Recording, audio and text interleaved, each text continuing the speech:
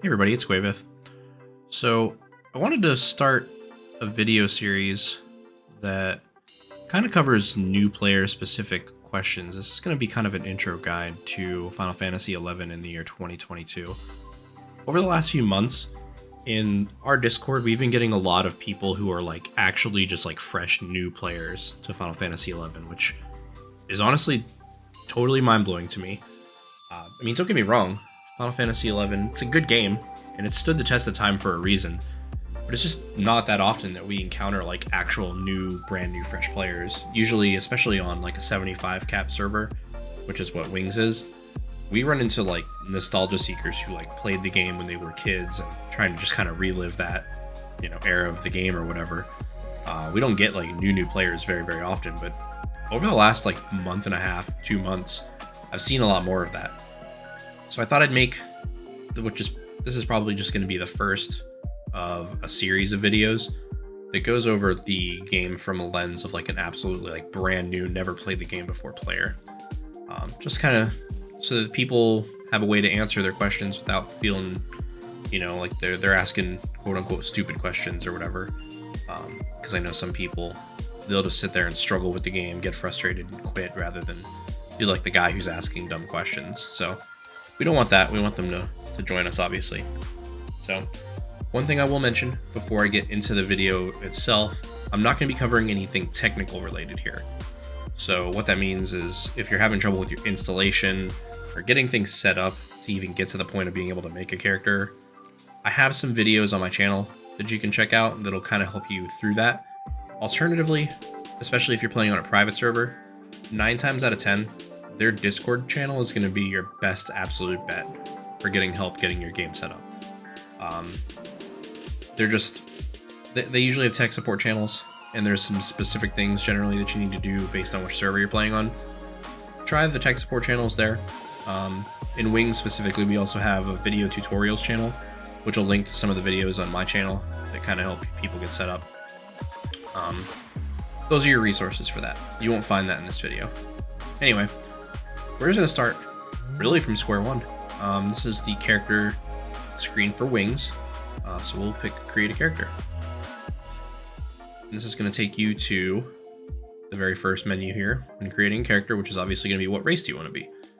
I'm not going to go over the races in depth too much. We'll just kind of go over the basics and what they're good at. So Humes are kind of your jack of all trades race.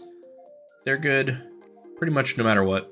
They have bread and butter vanilla stats across the board, as you can see here. Their strength is a little bit higher than everything else, but generally speaking, there's not too much variance in the stats here at all. Pretty even spread. Below them, it's going to be your elves. They have, as you can see, quite a bit higher strength. Not as much intellect, so they're not really as suited to being like, enfeebling casters, mages, things like that. Not as suited, but they do have high mind. So there are differences between int and mind that matter, but depending on which mage class you're playing or whatever, but overall, doesn't really matter. They're kind of bread and butter in the same way that Humes are. They're not super specialized or anything.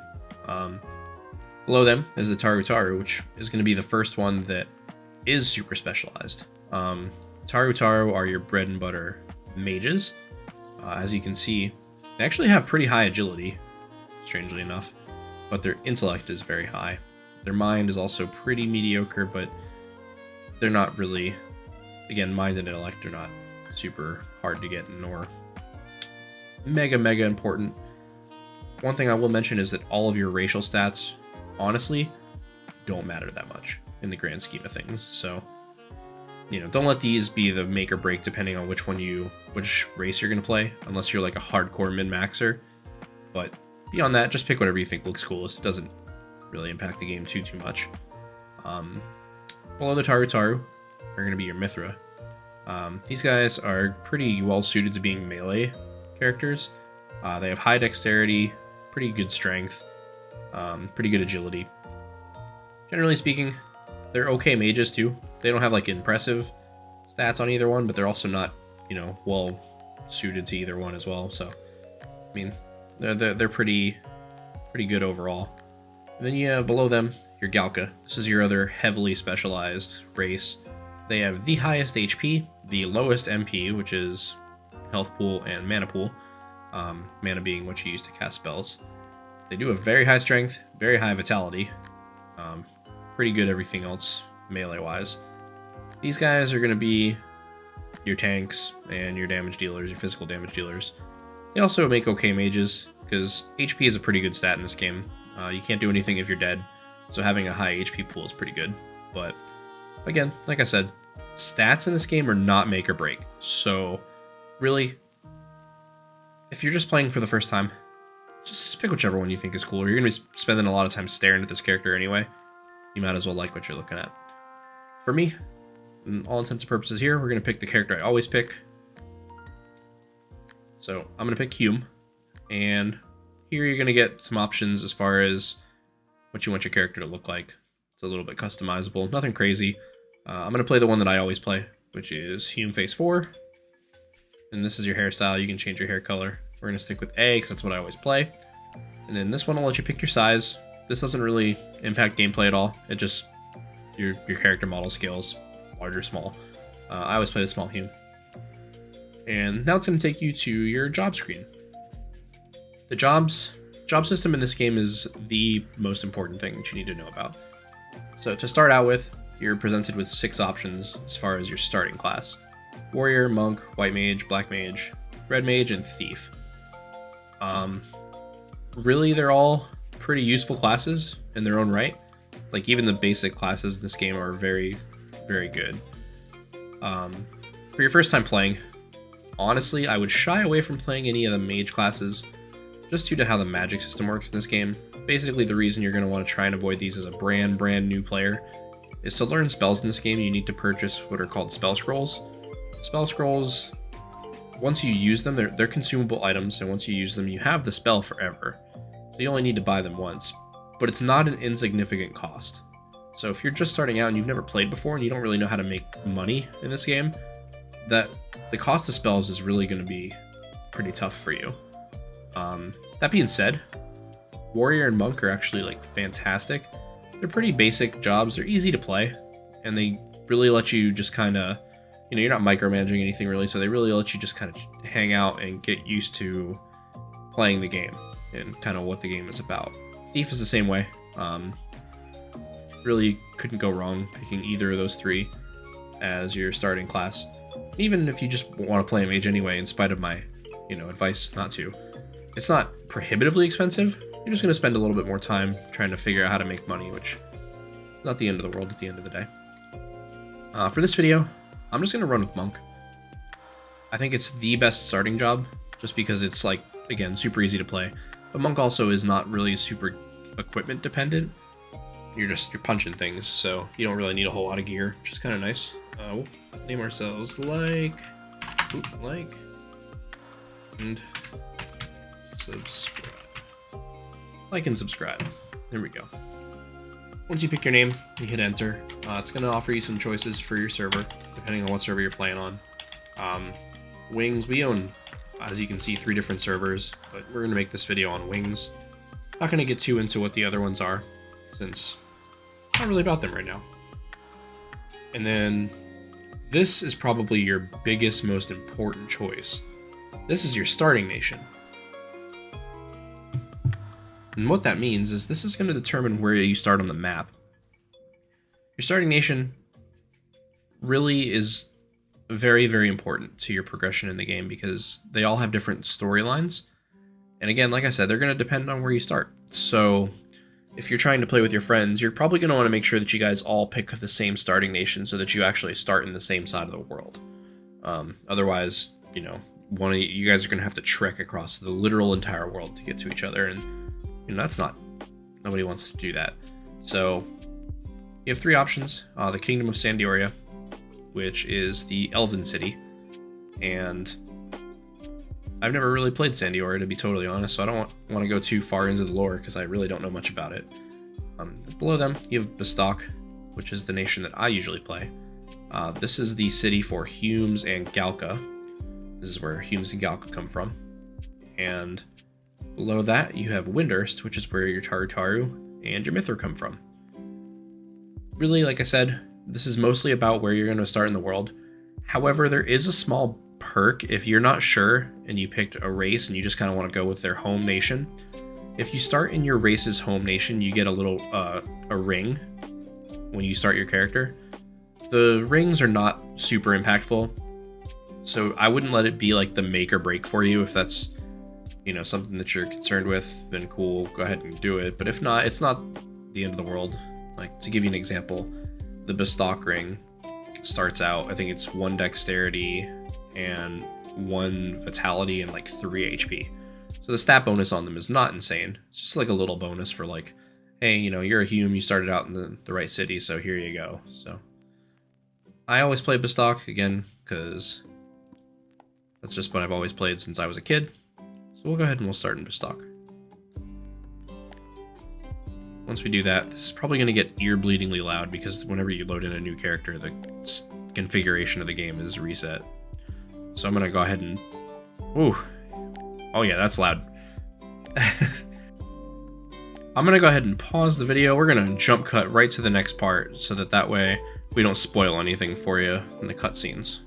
Alright, so we've skipped through the new player intro cutscene. I don't want to spoil it for anybody, and it can vary actually. There's, I think, 3 different ones depending on where you start. So I didn't want to spoil it for anybody. I just skipped over it.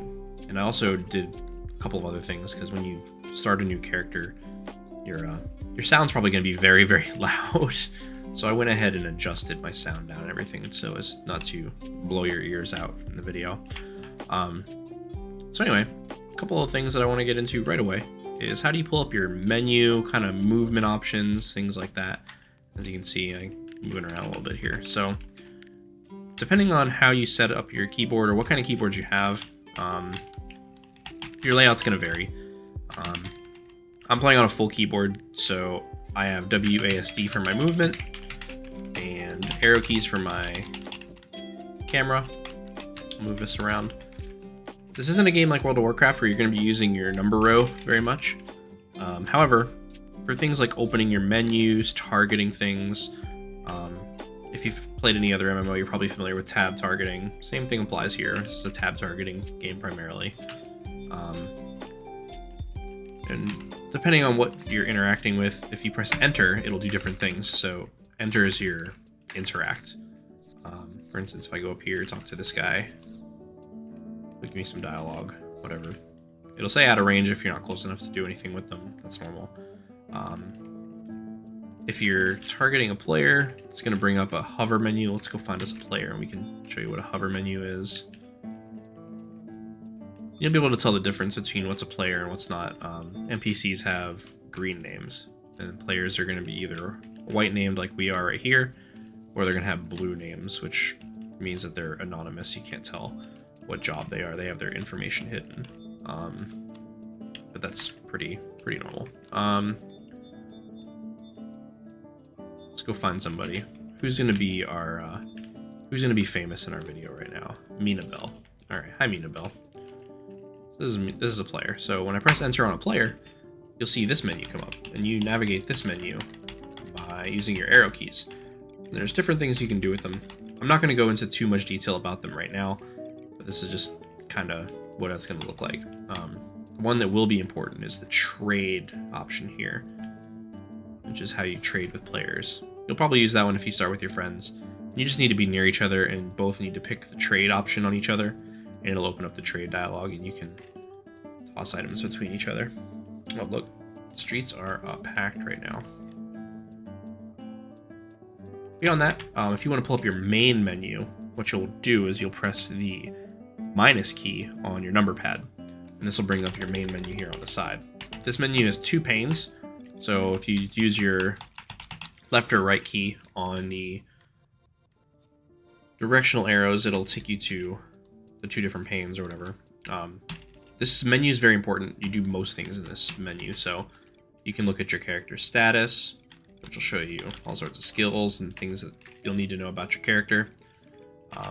You'll also change your equipment in this menu, which we can do that right now. This is the equipment menu. And as you can see, we started out with some gear already equipped. Everybody starts with a little bit of racial gear, depending on what you start out as. I also started with 2 equipment items in my inventory. So as you can see, those ones that are green, those are the equipped ones, but the white ones there are not equipped right now. And it looks like we have a belt and a ring. So we'll go to our waist. We'll equip our white belt. It's going to give us 1 strength. It can only be used by monk, as you can see here. It shows you exactly what items are. So it says waist, so that's where it goes. All races can wear it. It gives 1 strength, and it's for level 1 monk. So it's your level requirement and your job requirement. We also got a ring. And you can also do a lot of these things with your mouse as well. So we'll click on ring 2, and it's going to show us the available options for this slot, which is going to be our Bestocking ring. We got this because we started as a Hume in Bestock, and it gives, there we go, yeah, 1 vitality, 1 dexterity, and 3 HP. All jobs, all races.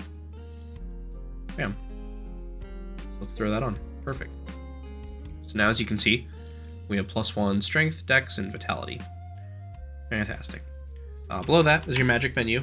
This will be where your spells will show up if you have spells, which I don't yet, obviously. Items is going to be your main inventory. So as you can see in our inventory right now, we have an adventurer's coupon and then our equipment. So an adventurer's coupon is actually something they give you in the intro cutscene that it tells you which NPC to bring it to. But it's basically your very first intro quest. You take it to somebody, they give you a little bit of gil to start out with. It's not anything significant. I think it's like 50 gil or something, but you go turn it in using the trade function, and you have 50 more gil. Below that is the synthesis menu, which is how you primarily craft. We're not going to get into that in this video. It's a little bit more in-depth. Below that are your abilities, which will show you all of your job's various abilities. So we're a monk, so we have martial arts, which increases our speed of hand-to-hand attacks. And this is a passive, so we don't have to use it.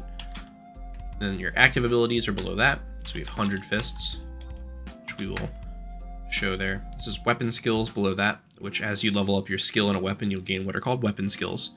And you use those, they're like your special attacks. This is your ability to use a ranged attack. And then mounts are not in the game here on wings, so we won't look at that one. And pet commands, which if you have a job that uses pets like Beastmaster, Puppet Master, or Summoner, this will be how you command your pet. Below that is party, which is going to be your various utilities to seek for groups or interact with other people, as far as finding groups to level up with, do content with, things like that. So we'll get into that in a different video for now, but that's where your party thing is. Trade. This is how you trade with an NPC, is through this menu. So when like I showed you earlier, when you click on a player, you can trade with them, but when you do it to an NPC, obviously the menu doesn't come up. All you get is the ability to interact and do dialogue. So if you're trying to trade an item to like complete a quest with an NPC, you're gonna want to make sure you use your menu trade to do that. Search is how you search for other players in the game. There's 2 different ways to do this. This search menu is not really the best way to do it, to be honest. Searching is honestly more useful done through text. So we'll say 10 monk. There's only 1 monk who's level 10 right now, but we'll get into that again in a different video. Link shell. So link shells are your guilds. Honestly, you're probably going to start out not having a link shell unless you and your friends are trying to play together or whatever. But for now, let's not worry about that. That's not too important. The main thing that you're going to want to look for in your menu right out of the gate is going to be your config menu, because when you load into the game, your sound's probably going to be very, very loud. So config is right here. It's on the second pane right here. So like I said, you go sideways and it'll switch between the 2. Your sound settings are going to be under config gameplay. You're going to want to go and turn your sound way down. I also turn my music off. Another useful thing that you can do in this menu as a new player is go down here to inventory. By default, inventory sorting is going to be turned off. But if you turn it on, what will happen is anytime you get an item that can be stacked up into like 1 inventory slot, and you can hold like multiples of that item in that 1 slot, it'll automatically sort them for you. This is going to be super helpful as a new player. You're going to want to make sure you turn this on. Otherwise, what will happen is you'll get drops And if you have like 2 beehive chips, instead of having them show up in a stack in your inventory of a stack of 2, you'll just have 1 beehive chip and then another beehive chip, and then eventually you're going to run out of inventory space, and that sucks because then you have to start throwing things away, or you have to learn how to stack them. But just not having to do it manually is nice, so just make sure you turn that on. Speaking of inventory sorting, if you do not remember to turn that on, what you can do to sort your inventory is go to items, and then once you're in your item menu, if you press the plus key on your number pad, you'll see it brings you over here to this menu, and it says sort. You can either sort your items manually, or you can do it auto, and then it'll prompt you yes or no. If you do the sort auto, it'll stack all your items together for you. So if you did forget to turn on that other setting, that's your way to sort your inventory if you do end up in a situation where you have too many items and you start losing stuff. Kind of the next thing that I want to go over is your Mog House. So your Mog House is like your residential area. Everybody gets their own Mog House in this game, and it's where you do a lot of things that are very important to the game. So we're going to go into our Mog House right now. Bestock looks like this. They look different depending on what city you're in, but you know, you can really just like pull up your map, which you can do through this menu here, map, and you can always zoom the map in and out by using your page up or page down keys, and it'll let you kind of look around. You'll want to look for this thing that says residential area. This is going to be pretty uniform across every city, no matter where you go. It'll show you where your residential area is. So let's do that. We'll hit escape to get into that menu. We'll go into the Mog House. So the Mog House is, like I said, very, very important. One of the main functions that we're going to worry about right now are going to be your storage and your ability to change jobs. So you interact with your Moogle. He's your little housekeeper, and you're going to pull up this menu. When you do that, it's going to show Mog safe, storage, lockers. Your safe is where you keep your items that are not on your character. So let's put our adventurers coupon in there. You go through these menus with your left and right. You also have safe 2, which is just an additional storage. All of these are pretty much additional storages. This is your delivery box. So anytime you sell an item on the auction house or a player sends you an item, it'll show up in your delivery box here, which right now we don't have anything to be delivered, so there's nothing here. But if you were to make a sale on auction or someone sends you something, this will show up here. You can send things through it as well. This is how you would send it. Pretty compact in one space. Very nice. Below that is change jobs. So this is very important. In Final Fantasy XI, your jobs level up individually of each other. So like I said in the beginning, you're not locked into playing just one job. It's not tied to your character. You don't have to make a new character to change jobs. This is how you do it. Each job levels individually. So if I were to get to level 7 monk, and I decide, I want to play warrior, if I come into my Mog House and I change to warrior, I'm not going to be level 7 anymore. I'm going to be level 1 warrior, and I got to level that one up individually by itself. So, as you can see, there's a lot of question mark jobs here. These are all unlockable once you get to level 30 on one of these jobs here. So these are kind of your intro classes to get you used to how the game works, and then once you have that, you do a quest, and you can start unlocking some other jobs here. We'll go over those in maybe a later video. And honestly, that's really all you need to know right out of the gate about the Mog House. You'll get used to using it more and more as you play. If you want to leave the Mog House, you just talk to the door and say head outside. So we'll go outside. Next thing I want to talk about is anytime you're going to leave a city, you're going to want to make sure that you have some kind of Signet buff. So Signet is a spell that your nation's knights can cast on you, which allows you to collect what are called conquest points. And conquest points are gained anytime that you gain experience points on your character. So, for instance, say you go outside and you kill some monsters and you get like 300 experience, a portion of what you gain in experience will go towards your conquest points. And conquest points allow you to buy gear through your nation for free, use it for other stuff. You can buy consumables with it. And the way you gain Signet is by talking to knights at your city. They're usually right by the gate here. For instance, this one is Crying Wind IM, which stands for Iron Musketeer. But they're called different things in different cities. I think they're called Wizard or Warlocks or something in Windurst, and I don't remember what they're called in Sandioria. But yeah, you'll usually see a character like this near the gate, and you're going to make sure you talk to them before you go out. And they'll give you a little bit of dialogue, and they'll ask what you want. Would you cast Signet on me? Yes, I want Signet. That's going to be very helpful. Beyond just allowing you to gain conquest points, Signet also gives you a small buff when you're fighting monsters that are roughly the same level as you. So you'll get a little bit of defense, a little bit of attack, and a little bit of evasion. Oh, there's Minabelle again. Hello, Minabelle.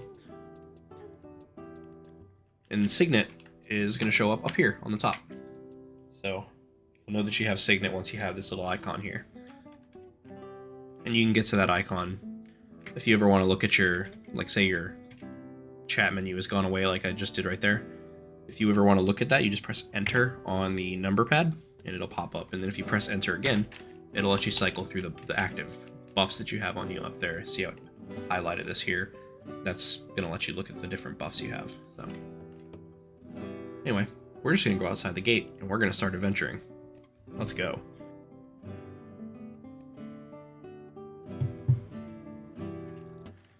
All right, so this is South Gustaberg, and there's a few things you're going to want to know, although not super important for every server because not every server has it, but on Wings specifically, we'll go ahead and go over it since it's pretty nice to start out early. So you're going to want to come outside of your gate, and in most starting areas, there's going to be one of these little books right here. It's called a field manual, and the field manual will allow you to take up a little mini quest. So you'll open the dialogue with it, and it's going to say, read about individual training. And it's going to show you what are called pages. So pages are just like mini quests. The objective on pages is to kill X amount of whatever kind of monster it specifies. So, for instance, we're just going to do page 1 because we're level 1. And it's going to tell you what the information on that is. So we need to kill 6 members of the bee family. And it's going to tell you a level range at which this is good. So 1 through 6. And then what area you want to do it in. Do I want to undertake this mission? Yeah, bring it on. And then it's going to ask you if you want to set it to repeat. Hit yes. It won't repeat automatically for you here, but you need to press yes in order to confirm. So it wants me to kill bees. Well, would you look at that? There's some huge hornets here. So monsters are going to be yellow, red, or purple. Red and purple means that it's claimed to somebody else, like a different player. And you can't attack things that are claimed to other players. But if they're yellow, they're fair game, they're open to anyone. And what we do is, when you open the float menu here, by pressing enter on a monster, you're going to get some different options. You can attack, which will engage your auto attack. Magic, which will let you cast spells on it, but we don't have any of those yet. You could use abilities too, to drag it to you or whatever if you have those. Your other option is to ranged attack it, if you want to throw some projectile at it to get it to come over to you, but we don't have one of those either. So we're a monk, our only option is fists. We choose violence, so we'll choose attack. Now you're going to see I took a stance there, which is the attack stance, but I'm not close enough to attack it, as you can see. So we'll walk up to it, and it's going to lock onto the monster for you automatically. And we just start punching. And as you can see down there in the chat log, we're getting skill for this. So our hand-to-hand skill and our evasion skill went up. Your skills are what determine how good you are at something. So the more you do it, obviously, the more skills you're going to get in it. And as you get more skill, you gain more like weapon skills, special abilities, and stuff with that skill. So let's kill another one. Here we go. You'll see that you defeated a designated target, which is for our page. So we killed a bee, so it acknowledged that we killed a bee. Let's go, 0.3 skill up points.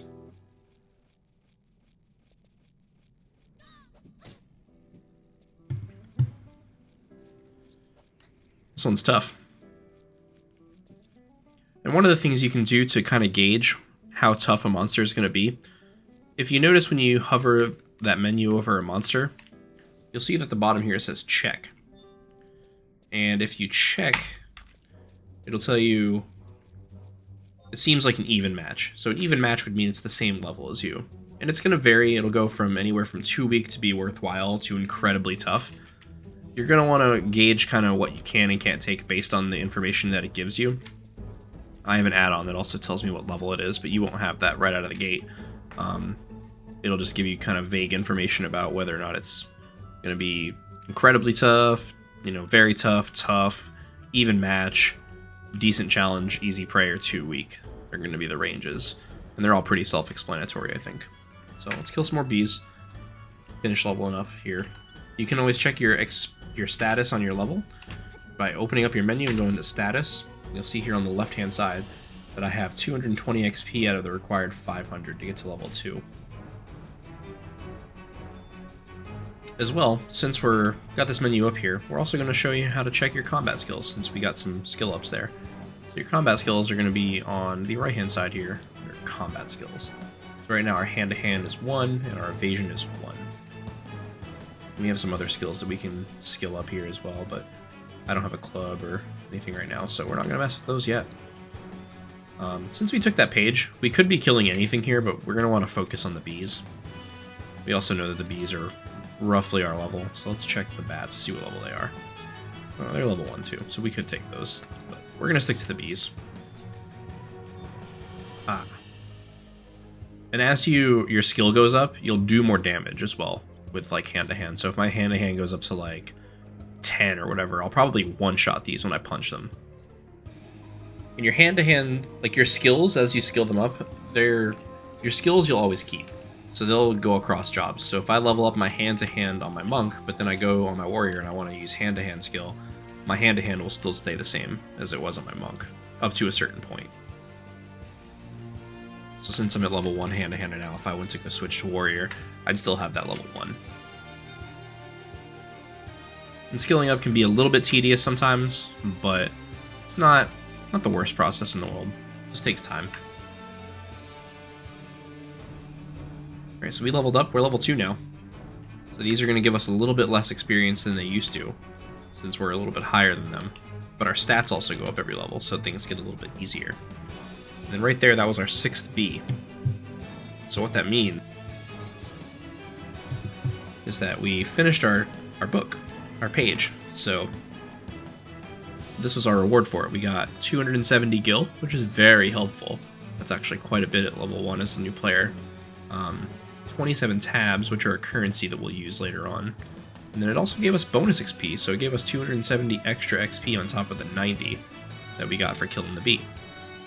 So you can do one of those pages every hour, or anytime the day changes over, which is right here. This will show you what time it is in Final Fantasy XI, so once this hits 24, it'll be a different day. And we can pick up another page at that point. But yeah, those are the basics. That's pretty much everything that you need to know about Final Fantasy XI starting out. What we'll do here, for the sake of just showing you a little bit more in-depth stuff, I'm a GM on the server. I own the server, so we're gonna...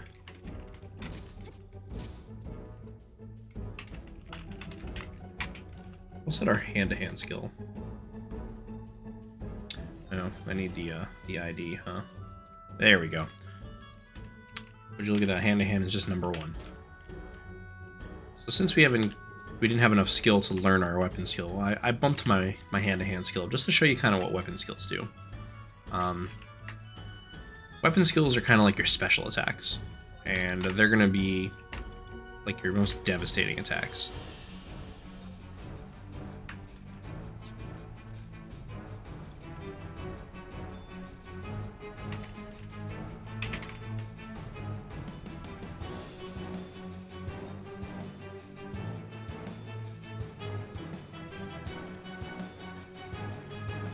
Okay, so I'm actually a GM on the server. I own the server, so I just bumped my hand-to-hand skill up a bunch to show you guys what weapon skills are.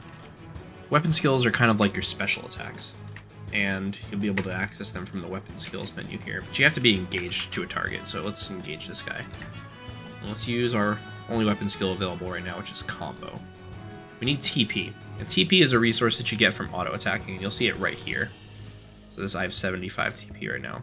And you get it 2 different ways. You get it from hitting things and also from being hit.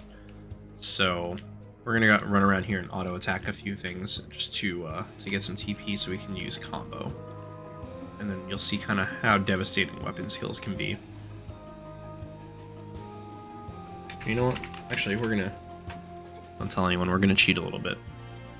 Here we go. Let's find something a little bit tougher than us, even. And as you venture further away from the gates of town, the monsters will get a little bit more difficult. Oh, here's another player out here.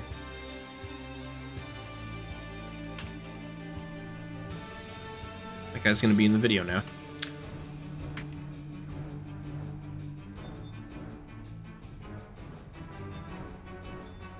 Incoming mode. He waved back. Look at that.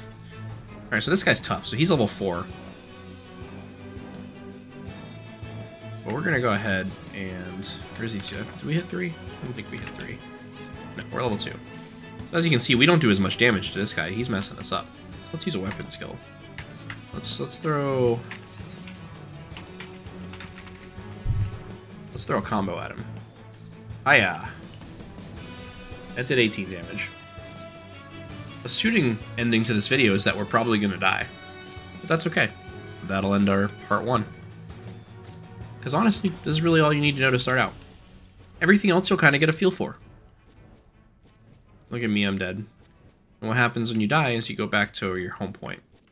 Which, for me, is probably going to be in Port Bastock. Yep. This is where my character started out. Since I didn't go to a home point crystal to set one. We'll send you back here. That's all there is to it, man. From there on out, you won't have a hard time figuring it out as long as you have the basics. The game, while it doesn't give you much direction and is pretty punishing, it's a very welcoming community and you can always ask questions, so don't be scared. Your Discord server is going to be your best bet as far as getting help from other players, but even beyond then, there's a lot of resources online. The game's pretty old, so if you ever have any questions or any doubts, you can pretty much search any information that you're ever going to need, so don't sweat it too much. Just enjoy being new and enjoy the game. It's super fun. It's Guavith. I'm signing out. Thanks for watching. Hope this helped.